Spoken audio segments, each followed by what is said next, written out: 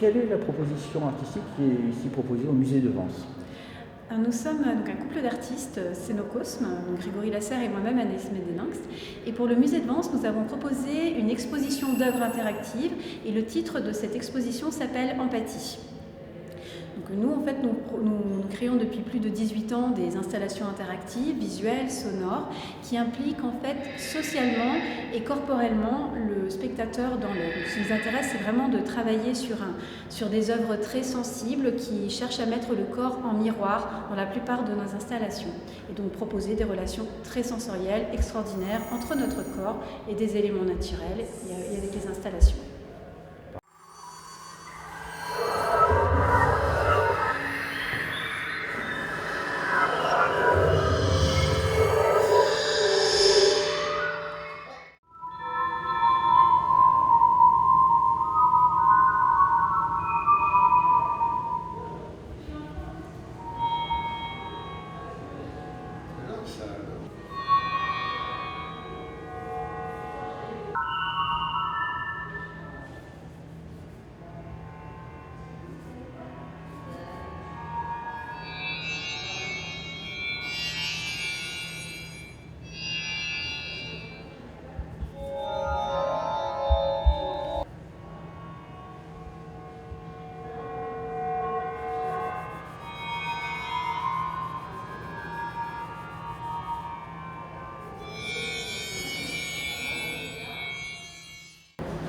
Quel a été le choix du musée avec cette exposition Cénocosme, donc Empathie, le choix et en même temps l'envie par rapport au public, la proposition? Alors là, le choix du musée, c'est de présenter au public pour la première fois des œuvres d'artistes qui sont dans un champ qu'on trouve à la fois très passionnant dans sa dynamique et aussi très important. Il est important que le public connaisse ce champ-là, qui est celui de l'art immersif, des arts numériques, de l'art interactif. Et c'est des œuvres qui ont pour particularité de fonctionner en interaction avec le visiteur, c'est-à-dire qui réagissent au déplacement, au toucher, au son, etc. Pourquoi c'est important? Parce que les artistes, un certain nombre d'artistes aujourd'hui, s'approprient les nouvelles technologies, le numérique est en train de bouleverser nos vies dans tous les domaines. Et bien les artistes aussi s'emparent de ces technologies et ils leur font dire ce que eux veulent leur faire dire, c'est-à-dire des messages qui sont liés à une vision du monde. En l'occurrence, les artistes qu'on présente là, c'est une vision qui incite à être attentif à la relation qu'on a les uns avec les autres et avec ce qui nous entoure, notre environnement. Et donc la spécificité de leur démarche à ces artistes, c'est de mélanger, d'hybrider des éléments technologiques et des éléments naturels, que ce soit du bois, des plumes, du végétal, des pierres, etc. Voilà, et donc on est à la fois dans l'innovation et dans quelque chose de très sensible et poétique.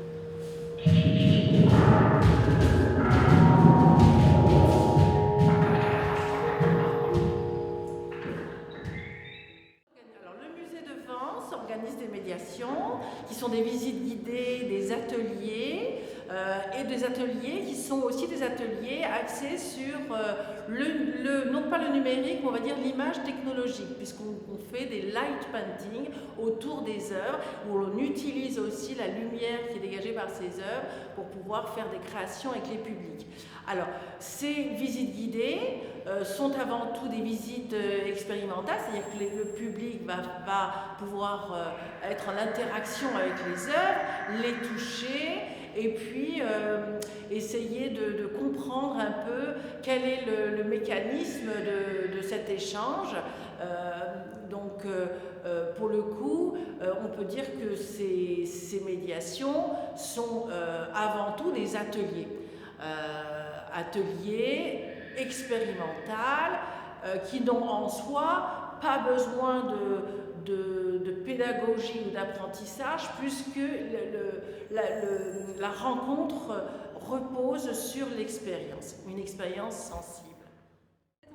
On est dans l'idée d'une installation intimiste, donc nous ça nous suffit comme ça, on est juste sur un écho des reflets liés aux cernes de bois. Donc en fait toutes les cernes, là, tous les dessins qu'on retrouve dans la cerne de bois, ils ont tous été regravés.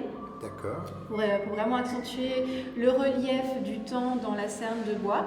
Et avec un piézoélectrique, en fait, on a donc amplifié ces reliefs liés tout simplement. Et on a appliqué un effet sonore qui pour nous rappelle un écho. Belle.